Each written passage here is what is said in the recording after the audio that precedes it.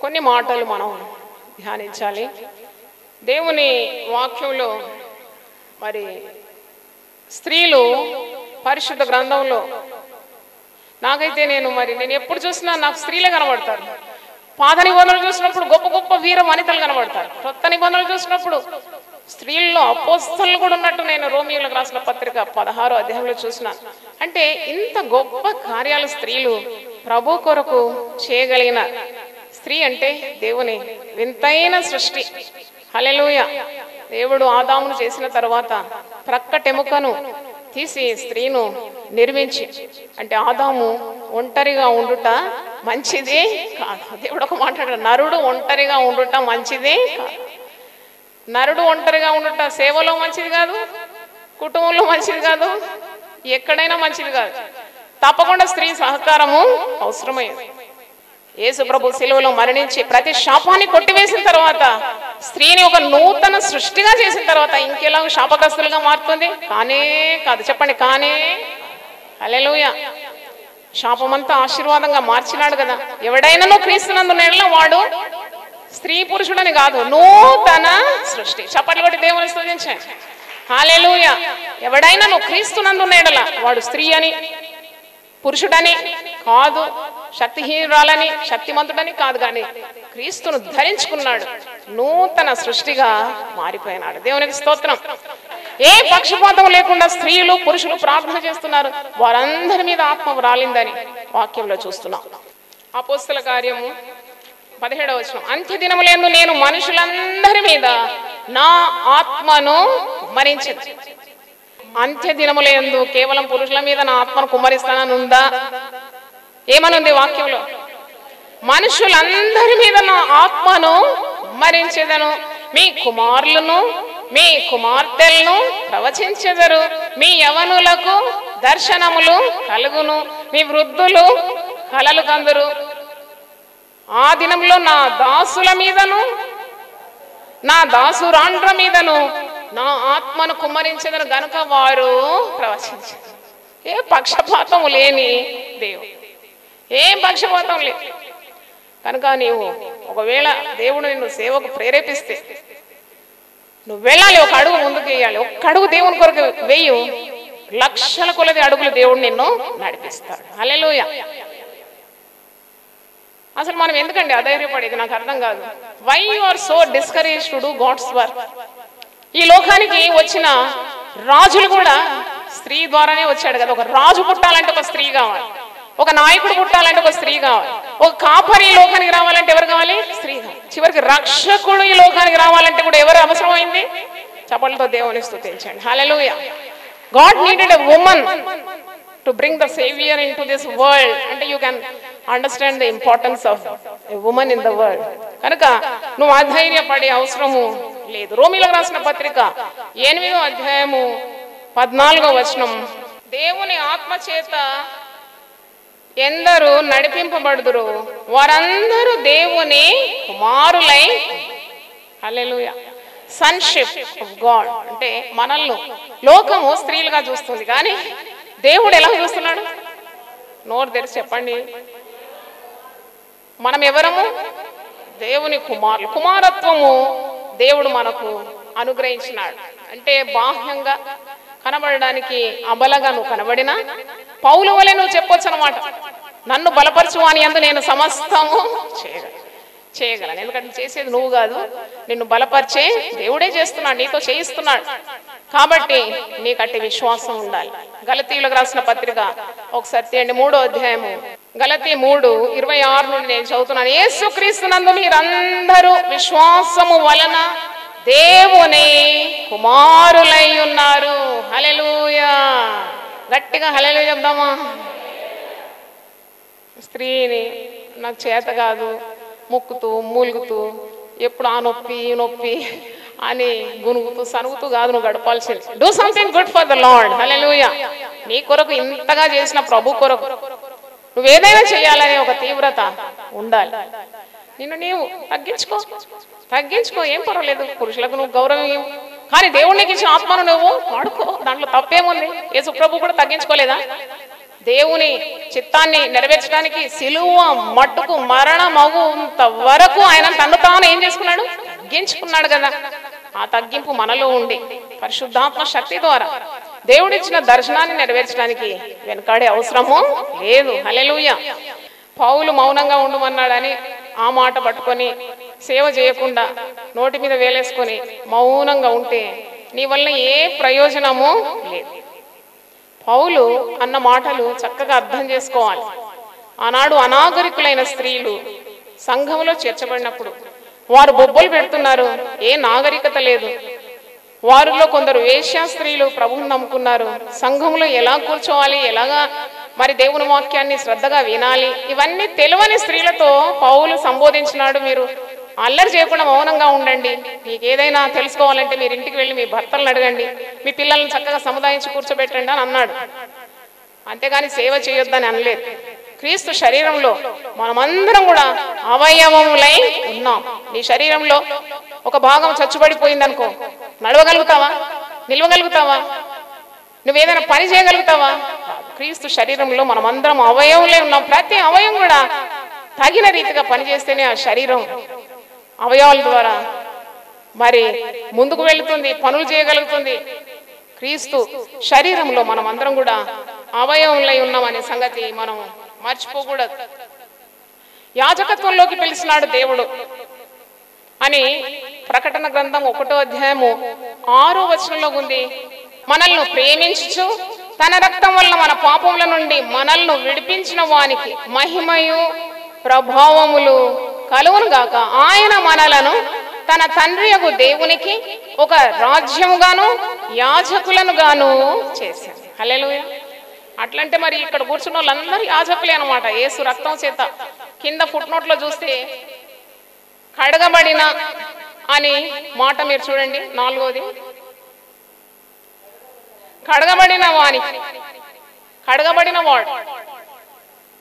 మనమందరము కడగబడిన గుంపై ఉన్నాం. మునుపు మనం చీకటిలో ఉన్నాం, అంధకారంలో ఉన్నాం, పాపంలో ఉన్నాం. ప్రభు మనల్ని వెలుగులోకి పిలుచుకున్నాడు. తన స్వరక్తం ఇచ్చి మనల్ని సంపాదించుకున్నాడు, విమోచించినాడు. మన పాపముల నుండి మనల్ని ఏం చేసినాడు? బాగా కడిగినాడు. మనల్ని యాజకులుగా నియమించినాడు. దేవునికి స్తోత్రం. మరి ఇంత లోకము నశించిపోతున్నప్పుడు మనకు అందరికీ భారం ఉండాలి. You should have that pain in you. Show వారికి వాక్యం తెలియదు కదా, ఒక వాక్యం విత్తు, ఒక మంచి మాట చెప్పు. నీవు చేసిన కార్యాన్ని దేవుడు తప్పకుండా వృద్ధి పొందిస్తాడు. నీ కన్నులా దైవ కార్యాలు నీవు చూడగలుగుతావు. దేవునికి స్తోత్రం. యేసు ప్రభుకు శిష్యుల్లో ఎవరు స్త్రీలు లేకుండేది కదా. 12 మంది శిష్యుల్లో స్త్రీలు లేరు కదా. నేను 12 మంది శిష్యుల స్త్రీలను యేసు ప్రభు ఎన్నుకునేది, కానీ ఇంటి పని చేయాలి కదా. మరి స్త్రీలు యేసు ప్రభుతోనే 3.5 సంవత్సరాలు ఉంటే స్త్రీలకున్న బాధ్యతలు ఎవరు చేస్తారు? అయినా కొందరు స్త్రీలు యేసు ప్రభువును వెంబడించినారని లూకా సువార్త 8వ అధ్యాయం 1 నుండి 3. 12 మంది శిష్యులను కామా ఉంది. దాని తర్వాత ఎవరున్నారంటే అందరు స్త్రీలే ఉన్నారు. దేవునికి స్తోత్రం. మరి మీరు అపవిత్రాత్మలను వ్యాధులను పోగొట్టబడిన కొందరు స్త్రీలు. ఈ స్త్రీలు ఎవరు? ఎందుకు ఇంత ఆసక్తితో యేసు ప్రభువును శిష్యులను వారు వెంబడిస్తున్నారు? శిష్యులతో కూడా ఉన్నారు వీడు. ఎందుకంటే వారి దేవుడు యేసు ప్రభు వారిని బాగు చేసినాడు. రోగం నుండి విడుదల కలిగింది, దయ్యముల నుండి విడుదల. వాక్యంలో ఉంది కదా, ఆయన నాకు చేసిన ఉపకారములకు నేను తిరిగి ఏమి చెల్లించగలను? What can I render unto the Lord for all what he has done for me? Follow him, do his service. ఇక్కడ 7 దయ్యములు వదిలిపోయిన మగ్దలేని అనబడిన మరియా. ఈ Magdalene Maria, she is the first one to see the resurrection of Jesus. యేసు ప్రభు పునరుద్ధానుడైనప్పుడు 12 మంది శిష్యులు కాదు మొట్టమొదట పునరుద్ధానం చూసింది. మగ్దలేని మరియని మొదటి ప్రత్యక్షత పొందుకున్నది. ఎందుకంటే ప్రభు ఆమెకు అంత ఉపకారం చేసినాడు. ఆమెకు పాపాత్మురాలైన స్త్రీ. 7 అంటే సంపూర్ణ సంఖ్య. అన్ని దయ్యములు ఉన్నాయన్నమాట ఆమె లోపల. ఆమె ఒక వ్యాపారస్తురాలని చక్కగా వ్యాపారం చేసేది. కానీ దయ్యము అటాక్ వచ్చినప్పుడు నగ్నంగా ఆమె వీధుల్లో పడి పరిగెత్తేదని, ఎవ్వరూ ఆమెను మరి అదుపులో ఉంచలేకపోయేదని. ఇలాంటివి నేను చరిత్రలో చదివినాను. యేసు ప్రభు ఆమెను మరి చూచి ఆమెను ముట్టి బాగు చేసినాడు, దయ్యములను వెళ్ళగొట్టినాడు. అప్పటి నుండి యేసు ప్రభువును ఆమె మిక్కటంగా ప్రేమించి ఆమె యేసు ప్రభువును వెంబడించినట్టు చూస్తున్నాం. ఆమె అంటది కదా, మృతదేహం నాకు ఇవ్వండి, నేను సుగంధ ద్రవ్యాలతో నేను దాన్ని ఏం చేస్తాను, ఆ సుగంధ ద్రవ్యాలు పూస్తాను. మృతదేహం కొరకు సమాధి తోటకు వెళితే ప్రభు ఆమెకు ప్రత్యక్షతనిచ్చి స్వరం వినిపించి, అమ్మా నీవెందుకు ఏడ్చున్నావు, నువ్వు ఎవరిని వెతుకుచున్నావు, ప్రత్యక్షనిచ్చి ఆదేశం ఇచ్చిన, నువ్వు పోయి వెళ్ళి చెప్పు శిష్యులకు నేను పునరుద్ధానుడైనాడని. మరి ఇంకా ఇక్కడ కొంతమంది స్త్రీల పేర్లుంది. హేరోది యొక్క గృహ నిర్వాహకుడకు పూజా భార్యకు యోహన్నయు, సూసన్నయు ఆయనతో కూడా ఉండిరి. వీరును ఇతరులు అనేకులు తమ కలిగిన ఆస్తితో వారికి ఉపచారము చేయిచు వచ్చి. దేవుడు స్త్రీలను ఆ విధంగా వాడుకున్నట్టు మనం చూస్తున్నాం. పాత నిబంధనలో చూసినప్పుడు గొప్ప స్త్రీలు ఉన్నారు. ధర్మశాస్త్ర యుగములో ఒక స్త్రీ న్యాయాధిపతిని, ప్రవక్తిని, గాయకిని, ఇశ్రాయేళ్లకు తల్లి, ఆమె పేరేంటి, దెబోరా. హల్లెలూయా. మరి ధర్మశాస్త్ర యుగంలో స్త్రీలు మౌనంగా ఉండాలి, మాట్లాడొద్దు, ఏ పురుషుడు తాకొద్దు, మరి పరస్యంగా వారు కనబడకూడదు అని నియమాలు ఉన్న దినాల్లోనే దేవుడు ఒక స్త్రీని అభిషేకిస్తే ఎవరేం చేయగలరు? సూర్యుడే నీ మీద ప్రకాశిస్తే అరచేతితో ఎవరైనా దాన్ని ఆపగలరా? ఆపలేరు. దేవునికి స్తోత్రం. అలాగూ గొప్ప గొప్ప స్త్రీలు ఉన్నారు. దెబోరా, హుల్దా దగ్గరికి రాజులు వచ్చేదంట జ్ఞానం అడగడానికి, ఉపదేశం పొందుకోవడానికి. మిరియం లక్షలాది జనాన్ని ఆమె ఆరాధనలో నడిపించింది. క్రొత్త నిబంధనలో చూసినప్పుడు కూడా అద్భుతమైన రీతిగా స్త్రీలను దేవుడు వాడుకున్నాడు. అనేక మంది స్త్రీలకు పౌలు భక్తుడు వందనాలు చెల్లిస్తున్నాడు. వందనాలు వందనాలు వందనాలు, పేర్లు చెప్పి వందనాలు, వందన సమర్పణ. పెర్సిసునకు వందనములు, ఆమె బహుగా ప్రయాసపడింది. ప్రియురాలకు పెర్సిసునకు వందనములు, ఆమె బహుగా ప్రయాసపడింది. ప్రియురాలంటే సంఘానికి ఆమె ప్రియురాలైతే she became beloved of the church. ఆమె సంఘం కొరకు ఎంత ప్రయాసపడిందంటే సంఘంలో ఉండే వారందరూ కూడా ఆమెను ప్రేమిస్తున్నారు. ఆమె బహుగా ప్రయాసపడిన స్త్రీ అని మనము చూస్తూ ఉన్నాం.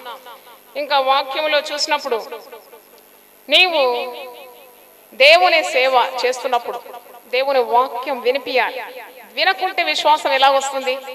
పరిశుద్ధ గ్రంథంలో ఉంది కదా, రోమీలకు రాసిన పత్రిక 10వ అధ్యాయంలో, వినుట వలన ఏం కలుగుతుంది? విశ్వాసం. ఒక స్త్రీ దేవుని వాక్యం విని విశ్వాసరాలైంది. ఆమె గురించి చెప్పి నేను ముగిస్తాను. అపోస్తల కార్యం 16వ అధ్యాయం 13 నేను చదువుతున్నాను. విశ్రాంతి దినమున గవిని దాటి నదీ తీరమున ప్రార్థన జరుగుననుకొని అక్కడికి వచ్చి కూర్చుండి కూడి వచ్చిన స్త్రీలతో మాటలాడుచుండి. ఎవరంటే పౌలు, తిమోతి, లూకా, శీల, వీరందరూ ఉన్నారని బ్యాచ్ లో మరి పండితులు అంటున్నారు. వీరు దేవుని దర్శనం పౌలు దేవుని దర్శనం పొందుకొని మసిదోనియా వెళ్ళాలని, దైవ కార్యాలు చేయాలని ఆదేశం పొందుకుంటున్నాడు. ఇక్కడ ఒక స్త్రీని వారు కనుగొంటారు. 14వ వచనం, అప్పుడు లూదియను దైవ భక్తి గల ఒక స్త్రీ వినుచుండెను. ఏం వింటుందామె? దేవుని వాక్యం. పౌలు మరి ఇతర భక్తులు మాట్లాడుతున్నారు, స్త్రీలతో మాట్లాడుతున్నారంటే అల్లాటప్పగా ఏదో కబుర్లు మాట్లాడడం కాదు. కానీ అలాంటి దైవజనుల కోవకు చెందిన వారు కారు. పౌలు, తిమోతి, శీల, లూకా వీరందరూ కూడా దేవుని గురించిన మాటలు మాట్లాడుతున్నారు. హల్లెలూయా చెప్పండి. మాట్లాడుతున్నారు, దేవుని మాటలు మాట్లాడుతున్నారు. ఈ దైవ వాక్కులు ఎవరు వింటున్నారు? లూదియా వింటున్నారు. ఈ లూదియా సాధారణ స్త్రీ కాదు. She is a great business women. ఊదా రంగు పొడి ఆమె తయారు చేసి అమ్ముతుంది. తుయతైర పట్టణస్తురాలు. ఆమెకు భర్త ఉన్నాడో లేదో తెలియదు, కానీ పిల్లలైతే ఉండొచ్చు, ఎందుకంటే ఆమెకు ఇల్లు, ఒక గృహము, ఇవన్నీ ఉన్నాయి. ఈమె దేవుని వాక్యాన్ని శ్రద్ధగా వింటుంది. ఆమె ఊదారంగు పొడి అమ్ము తుయతైర పట్టణస్తురాలు. ప్రభు ఆమె హృదయమును తెరచెను. హల్లెలూయా. వాక్యం వింటుండగా ప్రభు చేసే కార్యం ఏంటి? హృదయాన్ని తెరుస్తాడు. హృదయం. యేసు ప్రభు ఉపమానం చెప్పేటప్పుడు దేవుని వాక్యము విత్తనం వంటిది, మంచి నేలను పడు విత్తనము నూరంతలుగా ఫలిస్తుంది. అంటే అంటే హృదయం అనేది నేలతో పోల్చి ఆ నేలలో దేవుని వాక్యం పడినప్పుడు ఎంత విస్తారంగా నూరంతల ఫలం ఉంటుందని ప్రభు ఉపమానాల్లో చెప్పినాడు. ఇక్కడ యేసు ప్రభు వాక్యం వింటున్నది, ఈమె పౌలు ద్వారా వింటున్నది, భక్తుల ద్వారా వింటున్నది. ఈమె ఒక వ్యాపారస్తురాలు. ఊదారంగు పొడి, ఊదారంగు అంటే ఊదారంగు వస్త్రాలు ఎవరు వేసుకుంటారంటే రాజులు ధరిస్తారు, ధనికులు ధరిస్తారు. అంటే ఈమెకు చాలా పెద్ద పెద్ద కనెక్షన్స్ ఉందన్నమాట రాజులతో, ధనవంతులతో. ఎందుకంటే ఆమె వ్యాపారం అలాంటి. ఊదారంగు వస్త్రాలు తయారు చేసి ఆ పొడిని తయారు చేయడం ఈమె పని. మరి ఈమె ధనవంతురాలు. ధనవంతురాలు కూడా ఏమి అవసరం వచ్చింది తెలుసా? వాక్యం. దేవుని స్తోత్రం. కొన్నిసార్లు గొప్పవారిని చూసి వాక్యం చెప్పకుండా మీరు ఉండకూడదు. పేదవారి కంటే గొప్పవారికి కొన్నిసార్లు వాక్యం అవసరత ఉంటుంది. చూడండి, ఈ లుది కూడా అలాంటి స్త్రీ, ఘనురాలైన స్త్రీ, వ్యాపారస్తురాలు, ధనికురాలు. కానీ ఆమెకు వాక్యము అవసరమైంది. లేకుంటే ఎందుకు వింటుంది? ఆమె పని చేసుకుంటే ఆమె వెళ్ళొచ్చు కదా. కానీ దైవజనులు దేవుని వాక్యం అందిస్తుండగా శ్రద్ధగా విన్నది. లుదియ వినుచుండెను, ఈ స్త్రీ వినుచుండెను అని వాక్యంలో చూస్తున్నాము. ప్రభు ఆమె హృదయమును తెరచెను గనుక పౌలు చెప్పిన మాటల యందు లక్ష్యముంచెను. హల్లెలూయా. మనం కూడా ప్రార్థన చేయాలి. దేవా, హృదయం తెరవండి నాయన. మన గృహాల్లో హృదయం తెరవబడని వారు ఉన్నారు. నేను ఎప్పుడు చెప్తాను, యేసు ప్రభు చేసిన అద్భుతాలను యూపీఎఫ్ సంఘంలో ఉదయకాలం అందిస్తున్నాను. వాక్య పరిచర్య సీరియల్గా చెప్తున్నాను. శీర్షిక యేసు ప్రభు శరీరధారిగా ఉన్నప్పుడు కుంటివాణ్ణి బాగు చేసినాడు, గుడ్డివాణ్ణి బాగు చేసినాడు, చెవిటివాణ్ణి బాగు చేసినాడు, మూగవాణ్ణి బాగు చేసినాడని, చచ్చిన వాణ్ణి లేపినాడని మనం ఆయన చేసిన అద్భుతాలను ధ్యానిస్తున్నాం. కానీ మన కుటుంబాల్లో, మన బంధువుల మధ్యలో ఉన్నారు మూగవారు, చెవిటివారు, కుంటివారు, గుడ్డివారు, చచ్చిన వారు. ఎవరు వారు అంటే దేవుని గురించి మాట్లాడని వారు అందరూ మూగవారే కదా. దేవుని మాటలు వినని వారు చెవిటివారే కదా. దేవుని మందిరానికి నడవని వారు కుంటివారే కదా. మరి దేవుని కార్యాలు చూడని వారు గుడ్డివారే కదా. బ్రతుకుచుండెను, అటువంటి వారు ఉన్నారు కదా. నువ్వు బ్రతుకుచున్నావని పేరే గాని నీవు చచ్చిన వాడవని ప్రకటన గ్రంథంలో మనం చూస్తున్నాం కదా. ఇలాంటి వారికి మనము దేవుని వాక్యం వినిపిస్తే దేవుడు తప్పకుండా, ఆనాడు ఆయన అక్షరాల అద్భుతాలు చేసినాడు. గుడ్డివారి నేత్రాలు తెరిచినాడు, చెవిటివారి చెవులు విప్పినాడు, మూగవారు మాట్లాడినారు, కుంటివారు నడిచినారు, చచ్చిన లాజరు సహితము లేచినాడు కదా. మరి ఈనాడు ఆత్మీయంగా ఇలాంటి పరిస్థితుల్లో ఉండేవారిని కూడా ప్రభు లేపగలనని విశ్వాసం మనకు ఉండాలి. You have to pray for them. నువ్వు ప్రార్థన చేసినప్పుడు దైవ కార్యాలు ఇలా జరుగుతుంది. ఇలాంటి మహా సమావేశాల్లో ఆత్మదేవుడు సంచరించి మనందరి ప్రార్థనలు దేవుడు విని భక్తులను అభిషేకించి వాడుకుంటే ఎంతోమంది పాపులు మారు మనసు పొందే అవకాశము ఉన్నది. దేవునికి స్తోత్రం. హల్లెలూయా. తప్పకుండా. ఒకసారి ఒక క్రూసైడ్లో ప్రేయర్ కోఆర్డినేటర్గా నన్ను పెట్టినారు. అదే నేను ప్రార్థనలో 20 మంది స్త్రీలను ఒక టెంట్లో నడిపిస్తున్నాను. ఆ క్రూసైడ్లో అనేకులు మారాలి, కఠినులు, దుర్మార్గులు, దొంగలు, అక్రమస్తులు మారాలి ప్రభువా. వారి హృదయాలను తెరువు ప్రభువా. నీ వాక్యము మరి అనే విత్తనం వారి హృదయంలో విత్తబడాలి. ఇలా ప్రార్థన చేస్తున్నాం. I want to see a thing. రోజు వచ్చి ప్రార్థన చేసి వెళ్ళిపోతున్నాం. కానీ ఈరోజు ఒక బండ బద్దలయ్యే దృశ్యాన్ని నాకు చూపెట్టు. బండ బద్దలైపోవాలి. యేసు రక్తం భూమి మీద పడినప్పుడు బండలు ఏమైనాయి? బ్రదలైపోయింది కదా. సమాధులు తెరవబడినది కదా. దేవాలయపు తెర చినిగిపోయింది కదా. సూర్యుడు చీకటి కమ్మిపోయినాడు కదా. మరి నీ రక్తపు శక్తి నేను ఈరోజు చూడాలి అని ప్రార్థన చేస్తున్నాను. అయితే దేవుడు మరి ప్రార్థనలు వింటాడు కదా. దేవుడు ఆ ప్రార్థన, చిన్ని ప్రార్థన విన్నాడు. నేను అలా ప్రార్థన చేస్తుంటే కొన్ని నిమిషాల్లో, 10 నిమిషాలు ఒక భయంకరమైన బందిపోటు దొంగ ఎలాగున్నాడంటే చూస్తే భయపడిపోతా ఉన్నాడు. అలాగున్నది. వికృతమైన రూపం, తల అంతా జటగట్టి, కన్నులంతా ఎర్రగా, పండ్లన్నీ కడగకుండా నల్లని రూపము, చాలా లావు, వచ్చిన పాదాల దగ్గర పాట్న పడిపోయింది అనమాట. అయితే నేను ఏమైంది, అందరూ మరి లేచి పడ్డారు, ప్రేయర్ వారియర్స్ అందరూ. ఏమైంది అన్నప్పుడు ఏడుస్తున్నాడు, ఏడుస్తున్నాడు, ఏడుస్తున్నాడు, ఏడుస్తూ ఉన్నాడు, గుండె కొట్టుకుంటున్నాడు, పొర్లుతున్నాడు, ఏడుస్తున్నాడు. మేమంతా ప్రార్థన చేస్తూ నిలబడినాం. ఆఖరికి చాలా ఏడుస్తున్నాడు. నేనే కరిగిపోయినాను. అయినా పర్వాలేదు, నేను ఒక తల్లిలాగా కన్నీళ్లు తుడిచి భుజం తట్టి, నువ్వేం భయపడవు, యేసు ప్రభువు నీలో కార్యం చేసినాడు, నీ హృదయమైన నేల మీద దేవుని వాక్యము విత్తబడ్డది. ఇది మారు మనసు, అందుకే నువ్వు ఇలాగ ఏడుస్తున్నావు. అయితే నన్ను అడుగుతున్నాడు, అమ్మా ఎంతమందిని నేను చంపినావని, ఎన్నిసార్లు జైలుకు వెళ్ళి వచ్చినాను, ఇంత కఠిన ఘోర దుర్మార్గుని దేవుడు క్షమిస్తాడా అన్నప్పుడు దేవుని వాక్యాన్ని వివరించినాను. నశించిన దాన్ని వెతికి రక్షించడానికి యేసు ప్రభు ఈ లోకానికి వచ్చినాడు. ఈ క్రూసైడ్ పెట్టిందే నీ కొరకు, ఇంత కార్యం జరిగేదే నీ కొరకు. నీ ప్రాణం ఇంత విలువైంది దేవుని దృష్టిలో. ఒకని ఆత్మ సర్వలోకం కంటే విలువైంది కదా. ప్రార్థన చేసినాము, దేవుని నమ్ముకున్నాడు, క్రైస్తవునిగా మారిపోయినాడు. దేవునికి స్తోత్రం, హల్లెలూయా. నేను ఎందుకు చెప్తున్నానంటే, దేవుడు నీకు ఏ తలాంతు ఇచ్చినా ప్రభు కొరకు వాడాలి. జాగ్రత్త, దేవుడు తలాంతులు ఇచ్చి వాడకుంటే కలిగిన వారికి నీ తలాంతు ఇవ్వబడుతుందట. ఎవడు వాడుతున్నాడో వానికి నీ తలాంతు తీసి ఇచ్చేస్తాడంట దేవుడు. నువ్వు అన్నీ పోగొట్టుకుంటావు. బైబిల్లో ఒక మాట ఉంది, యెషయా 3లో, ఆమె ఏమీ లేనిదై కూర్చుంటుందట, ఉన్నదాన్ని పోగొట్టుకుంటుంది. దేవుడు ఇచ్చింది వాడకుంటే. వాడిన వాడిని ప్రభు అంటున్నాడు, బలానమ్మకమైన మంచి దాసుడా, నువ్వు ఈ కొద్దిలో నమ్మకంగా ఉంటావు కాబట్టి 10 పట్టణాల మీద నీకు నేను అధికారము ఇస్తున్నా, అనేక వాటి మీద నిన్ను నియమిస్తున్నా.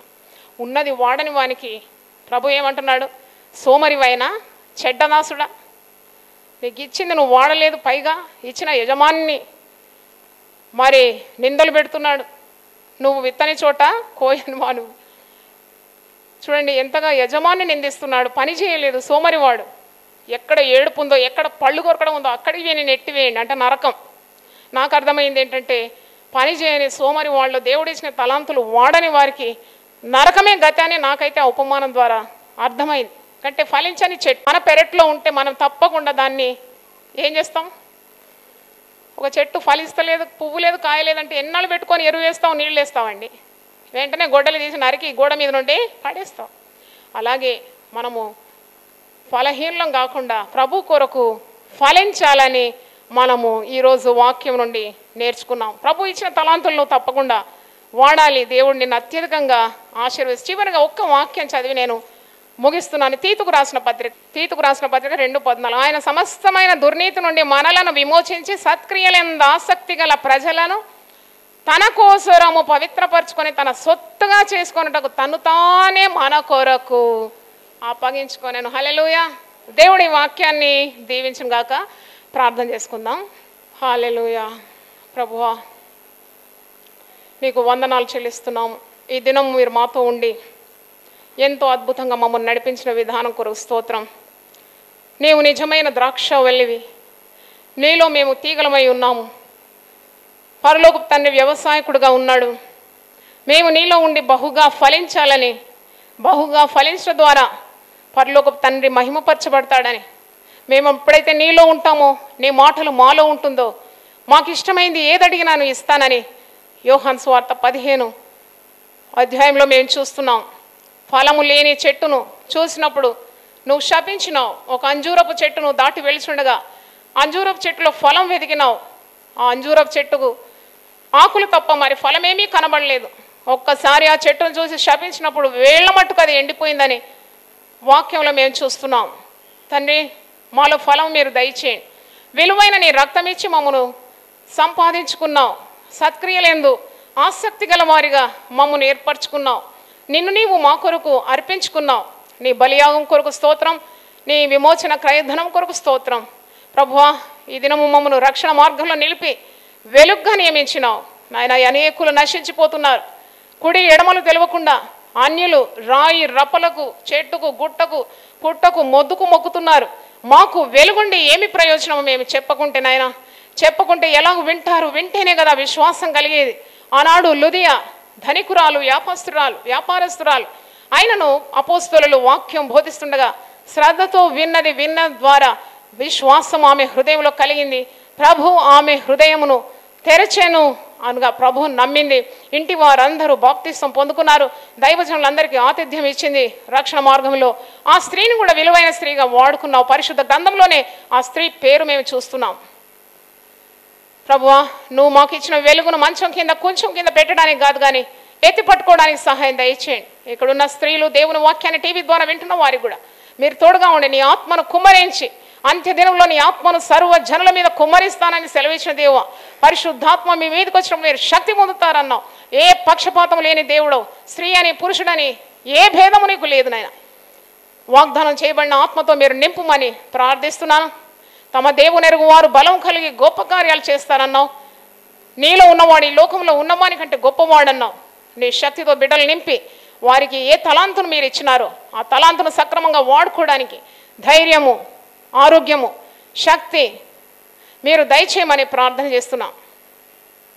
చూడుము, లోకమును చీకటి కమ్ముచున్నది, సర్వలోకాన్ని అంధకారం కమ్ముచూ ఉన్నది. ఎంతోమంది మా చుట్టూ నశించిపోతున్నారు. లేమో తేజరిల్లుమని నీ వాక్యం సెలవిస్తుంది. నీ కొరకు నిలబడి ప్రకాశించడానికి నీ ఆత్మాభిషేకము, దేవుని వాక్యం విన్న ప్రతి ఒక్కరికి మీరు దయచేయమని పిరికితనాన్ని యేసునామములో బంధిస్తున్నాను. గొప్ప దేవా, నువ్వు పిరికితనం గల ఆత్మని ఇవ్వలేదు, ధైర్యము, శక్తి, ఇంద్రియ నిగ్రహం గల ఆత్మనిచ్చినావు, ప్రేమనిచ్చినావు. కాబట్టి అన్నిటినీ జయించి విజయోత్సవంగా నీ కొరకు అనేక ఆత్మలను సంపాదించడానికి శక్తి మాకందరికి మీరు దయచేయమని, ఇక్కడున్న ప్రతి బిడ్డ మీద నీ హస్తం ఉంచి వారిని మెండుగా ఆశీర్వదించమని, ముఖ్యంగా బిలిగ్రహం కూడిక అద్భుతంగా జరగాలని మా ప్రార్థన. కోత విస్తారంగా ఉంది, పనివారు కొద్దిగా ఉన్నారు. పనివారి కొరకు కోత యజమాని అడగాలని వాక్యం సెలవిస్తుంది. కాబట్టి మేమందరం ప్రార్థనని ఆ పనిలో పాల్పొందడానికి సహాయం దయచేయండి ప్రభువా. గొప్ప ఆత్మల పంట మీరు దయచేయమని యేసు నామములో అడిగి వేడుకుంటున్నాను తండ్రి, ఆమేన్.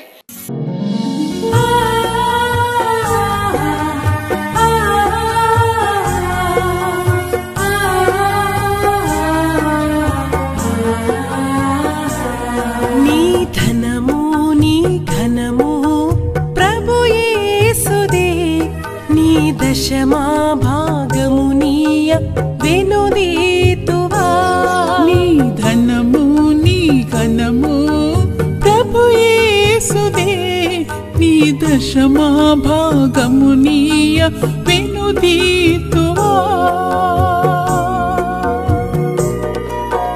ధరలోన ధనధాన్యములనీయగా కరుణించి కాపాడి రక్షింపగా. ధరలోన ధనధాన్యములనీయగా కరుణించి కాపాడి రక్షింపగా. పరలోకనాదుండు నీకీయగా మరి యేసు కొరకీయ వెనుదీతువా. పరలోకనాదుండు నీకీయగా మరి యేసు కొరకీయ వెనుదీతువా.